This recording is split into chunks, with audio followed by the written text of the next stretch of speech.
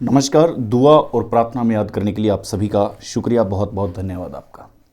एक special request पे हम आज ये एपिसोड ला रहे हैं। आज तमाम उस वासिंदे को देखना चाहिए जो आज इस खुले आसमान के नीचे सांस लेना चाहता है। हमारे संविधान ने हमें बोलने की आज़ादी दी है, अभिव्यक्ति की आज़ादी दी है और कई ऐसी स्वतंत्रता है जो हमें बोलने के लिए हमारे संविधान ने हमें दी है। परंतु इसी संविधान ने हमें सांस लेने की भी एक अभिव्यक्ति की आज़ादी दी है। परंतु राजस्थान का एक ऐसा गांव जिस गांव में अब सांस लेने के लिए भी परमिशन लेनी पड़ती है, सांस लेने के लिए भी अब सरकारी दफ्तरों के चक्कर काटने पड़ते हैं, सांस लेने के लिए अब एक दूसरे से कॉल पे बात करनी पड़ती है, सांस लेने के लिए अब मीडिया चैनल्स और न्यूज़पेपर्स के चक्कर काटने पड़ते हैं ताकि उनकी खबर को प्राथमिकता दी जाए और कुछ कान के अंदर उन तक बात पहुँचे जो यहाँ पर लगातार टीमें विजिट कर जाती है, लेकिन फिर वो कुछ समय बाद में खामोश हो जाती है। आज आपको ये देखना चाहिए। हम बात कर रहे हैं बीकानेर के महज 20 किलोमीटर दूर एक खारा गांव की। खारा गांव में करीबन 1500 घर है जिसके अंदर 12,000 लोग निवास करते हैं। 12,000 लोग निवास करने के साथ साथ यहाँ पर रिको औद्योगिक क्षेत्र है जिसमें 500 उद्योग और 125 पीओपी की फैक्ट्री है। पीओपी जिप्सम चूना। यहाँ पर जो लोग पीड़ित हैं वो एक सड़क से, इधर का पूरा गांव है वो पीड़ित है, आसपास के जो घर हैं वो पीड़ित हैं। 40 ऐसी फैक्ट्री है जो उन लोगों को लगातार परेशान कर रही है।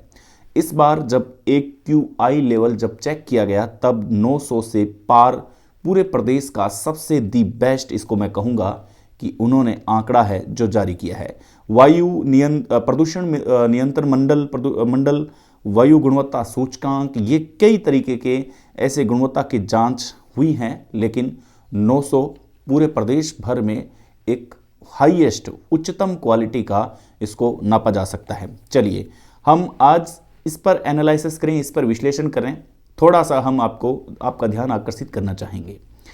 बीकानेर से 20 किलोमीटर दूर ये गांव लूनकरंसर, सूरतगढ़ जैसे क्षेत्र को जोड़ता है। इसके साथ साथ यहाँ के लोग खारा होते हुए खाजूवाला, तमाम ऐसे गांव हैं जहाँ पर भी जाते हैं।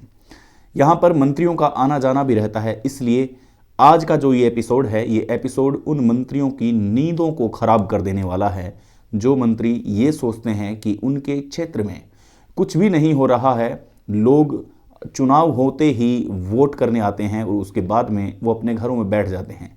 क्या उनका कर्तव्य नहीं बनता कि जिस रास्ते से हम निकल रहे हैं वहाँ के लोग दरअसल जिंदगी कैसी जी रहे हैं? चलिए हम आपको विश्लेषण करते हैं। 72 साल पहले 5 से 8 दिसंबर सन 1952 के अंदर लंदन में 4000 से अतिरिक्त मौतें हो चुकी थी।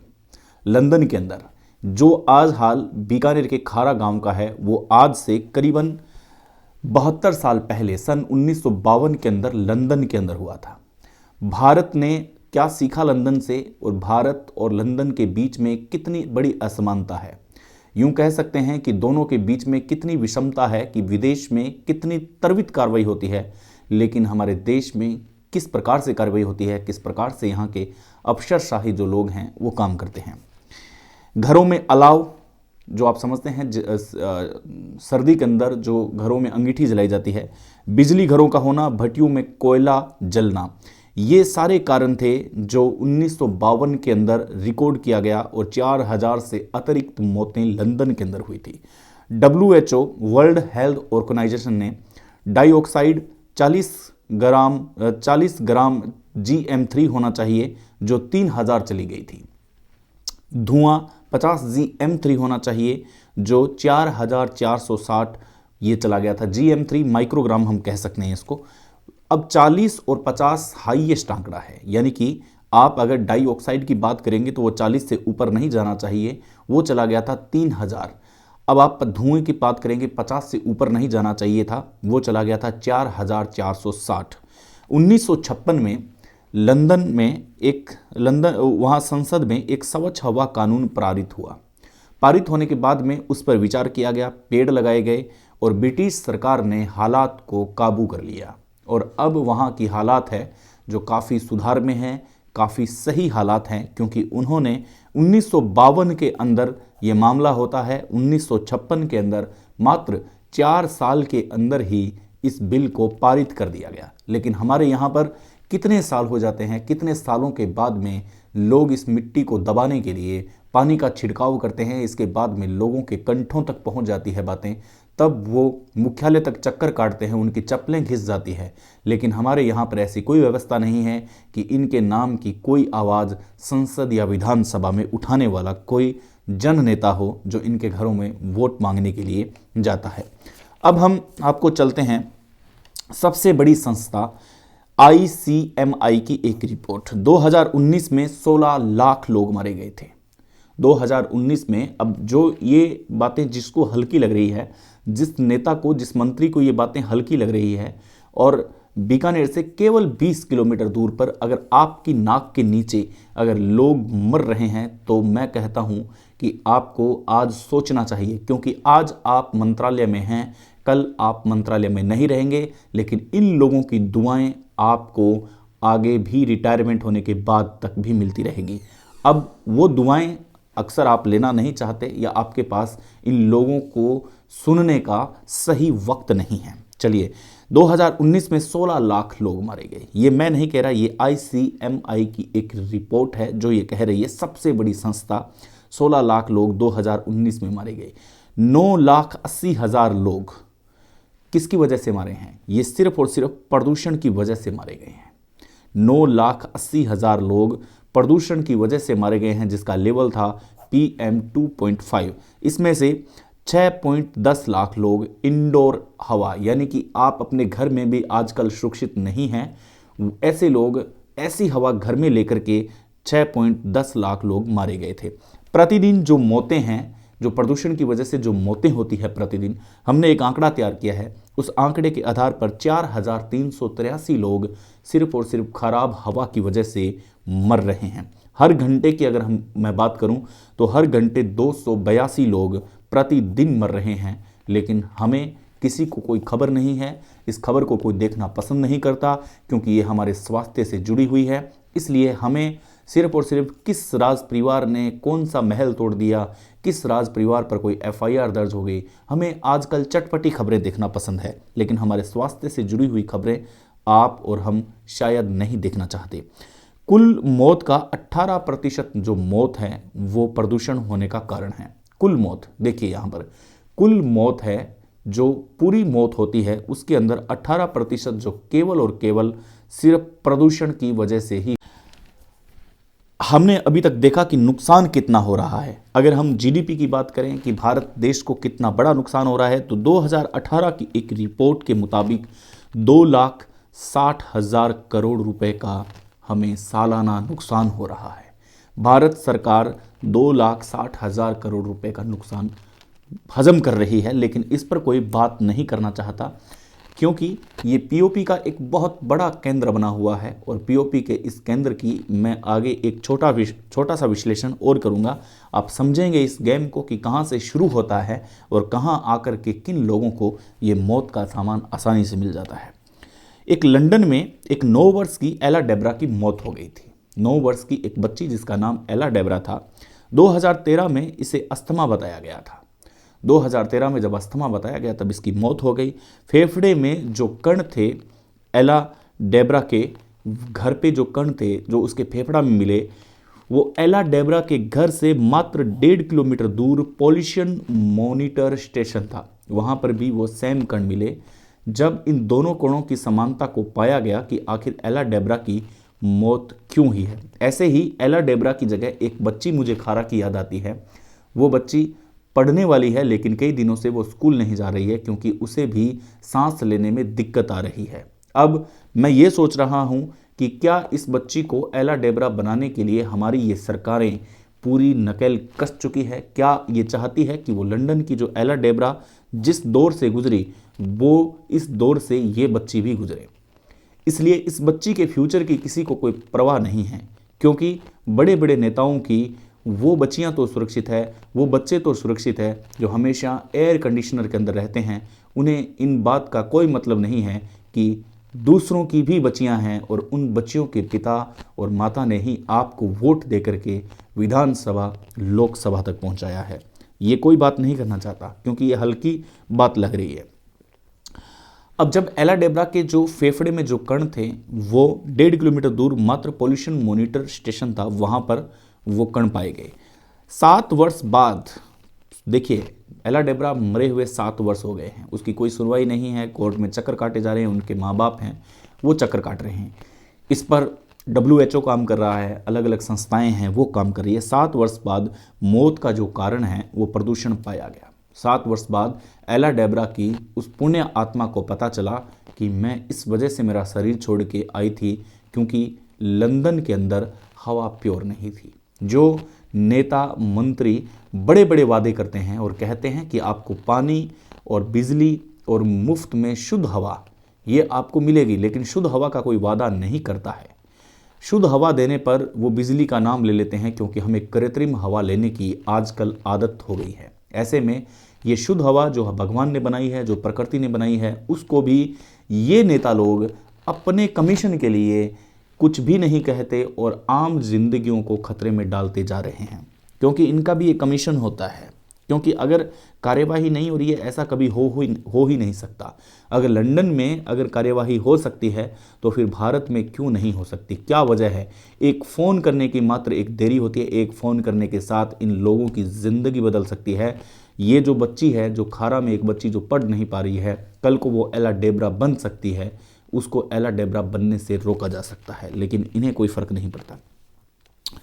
लंदन में PM 2.5 80 हाईएस्ट भारत दिल्ली में 398 रिकॉर्ड किया गया था, जो अब करीबन 400 के पार 500 के पार है, जो कई बार जाता हुआ हमें दिखाई दे रहा है।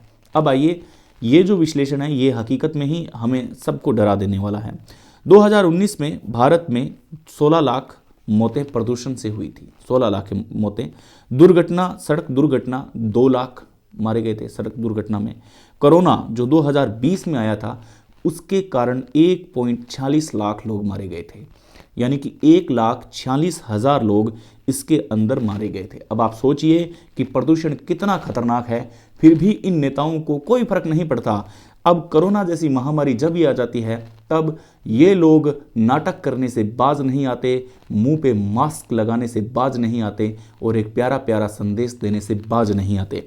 लेकिन कोरोना से आज उन नेताओं को कान खोल के सुन लेना चाहिए कि कोरोना से केवल और केवल 1,46,000 मौतों का एक रिकॉर्ड आंकड़ा आया, लेकिन सड़क दुर्घटना में इससे ज़्यादा 2 लाख का आंकड़ा आया। लेकिन ये 2019 की बात कर रहा हूँ मैं, अब तो बढ़ गया होगा। 2019 में 16 लाख मौतें हुई और वो भी सिर्फ और सिर्फ प्रदूषण की वजह से। क्या हमारी सरकारें इसके लिए कटिबद्ध नहीं हैं, प्रतिबद्ध नहीं हैं कि हम लोगों को कम से कम खुली हवा देने का एक सुंदर वचन कर सकें? वो भाड़ में जाती है सारी सरकारी सुविधाएं कि कौन से आपके बच्चे पढ़ रहे हैं, कौन सी आपको पेंशन्स मिल रही है, क्या हो रहा है, उन सबको आप जाने दें। लोगों को कम से कम खुली हवा लेने की स्वतंत्रता की आज़ादी हमारे संविधान ने दी है, वो कहाँ है? पूछता है पूरा का पूरा भारत, लेकिन इस पर जवाब किसी का भी नहीं आता। किसी नेता को इस पर बात करने का टाइम नहीं है। लेकिन राहुल गांधी ने अभी एक वीडियो जारी करके ये बताया था कि प्रदूषण लेवल बहुत ज़्यादा बढ़ चुका है और राहुल गांधी ने इस मुद्दे को अहम बनाया। लेकिन राहुल गांधी को कोई सीरियस नहीं लेता है, लेकिन ये मुद्दा सीरियस लेने योग्य है और हम धन्यवाद देते हैं राहुल गांधी का कि इन्होंने अपने ज़िंदगी में 5 मिनट का समय प्रदूषण पर बात करने के लिए निकाला। ऐसा कोई नेता नहीं है जो नेता खारा के गांव में से जाता हो और वो रुक करके आप लोगों की समस्याओं को सुनता हो, आप लोगों के पास आकर के बैठता हो, पूछता हो कि आपके यहाँ सांस लेने की कितनी भारी भरकम दिक्कत है। लेकिन जब वोट होते हैं तब यही लोग आपके पास आते हैं, लेकिन अब इनके पास आपकी बात सुनने का वक्त नहीं है। ऐसे में आप लोग अपनी चप्पलें घिसते रहिए, हम आपके साथ हैं। देखते हैं कि हमारी ये जो जीत है वो जीत आखिर कब होती है। 2019 में द लेंसन बहुत बड़ी एक रिपोर्ट पैदा की शुरू की और इन्होंने वो हालात पैदा कर दिए कि क्या हो सकता है। 90 लाख मौतें, जिसमें से 24 लाख मौतें सिर्फ और सिर्फ भारत में हुई है। 2019 में पूरे वर्ल्ड में 90 लाख लोग मारे गए थे, जिसमें से 24 लाख लोग से केवल और केवल भारत में मारे गए, और वो भी प्रदूषण की वजह से। चीन में 22 लाख लोग मारे गए। अब आप सोचिए कि भारत और चीन सबसे बड़ी जनसंख्या वाले ये वो देश हैं जो बड़ी बड़ी बातें करते हैं, बड़े बड़े सम्मेलन करते हैं, लेकिन यहाँ पर मौतों का आंकड़ा डरा देने वाला है। 16 लाख मौतें केवल और केवल प्रदूषण की वजह से हो जाती हैं। अब खारा लोगों के पास क्या विकल्प है? क्या खारा गांव के जो लोग हैं वो ये सोचने पर मजबूर हो रहे हैं कि 16 लाख मौतें अगर सिर्फ और सिर्फ प्रदूषण की वजह से हो रही है? ये आंकड़े आधिकारिक आंकड़े हैं, ये न्यूज़ एजेंसियों के आंकड़े हैं। क्या आपका नंबर भी कभी लग सकता है? हम इन बातों पर गौर नहीं करते। वो छोटी सी बच्ची जो स्कूल जाना चाहती है, उसके दादा के साथ वो बात करना चाहती है, लेकिन वो स्कूल नहीं जा पा रही है। हवा इतनी बदनाम हो चुकी है खारा गांव की कि यहाँ पर अगर आप फ़ोटो खींचेंगे तो आपके कैमरे की क्वालिटी को कमज़ोर कर देगी।